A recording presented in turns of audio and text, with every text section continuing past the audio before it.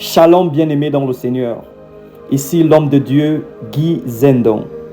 Alors que le monde chrétien s'apprête à célébrer la résurrection de Jésus-Christ, le Seigneur veut nous rappeler quelque chose. Durant toute cette semaine, vous allez le remarquer, on va parler de la résurrection dans toutes les assemblées. Qu'est-ce qu'est la résurrection? La résurrection, c'est le fait de quitter d'un état mort à un état de vie. Et donc la résurrection n'est pas que physique. Il peut avoir la résurrection des projets morts. Il peut avoir la résurrection des pensées mortes. Mais avant d'avoir une résurrection, on a ce qu'on appelle la mort. Sans la mort, il n'y a pas de résurrection. Et donc aujourd'hui, avec ces 2 ou 3 minutes, je vais parler de la mort du chrétien. La mort aux œuvres de la chair. Qu'est-ce qui doit mourir dans ta vie? Est-ce que c'est le mauvais comportement? Est-ce que c'est la jalousie? Qu'est-ce qui doit mourir dans notre vie? Parce que s'il n'y a pas de mort, il n'y a pas de résurrection. Pour avoir la couronne de gloire, tu as besoin d'avoir la couronne d'épines. Avant d'arriver à Canaan, on passe par le désert. Et le désert ici, c'est une période de souffrance.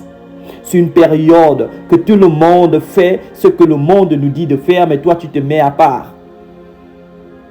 Qu'est-ce qui doit mourir dans notre vie?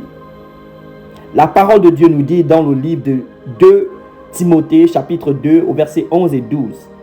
Il nous dit, si nous sommes morts avec lui, lui là c'est Jésus, nous vivrons aussi avec lui.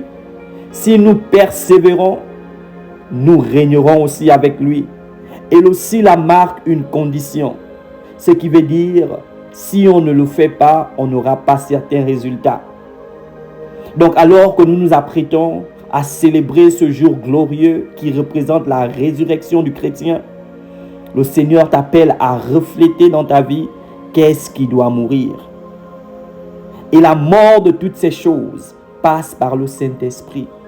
C'est le Saint-Esprit de Dieu qui nous donne la capacité de marcher dans la vérité, car nul ne peut le faire de ses propres forces.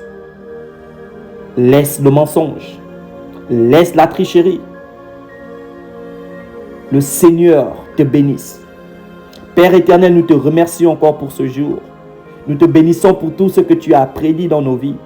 Aide-nous à laisser les œuvres mortes. Aide-nous à marcher dans l'intégrité, à marcher dans la pureté. Père éternel, nous voulons souffrir avec toi afin de régner aussi avec toi. Nous voulons regarder à nos vies et enlever ce qui ne va pas. Enlever la mauvaise graine et garder la bonne. Que ton nom soit glorifié. Amen.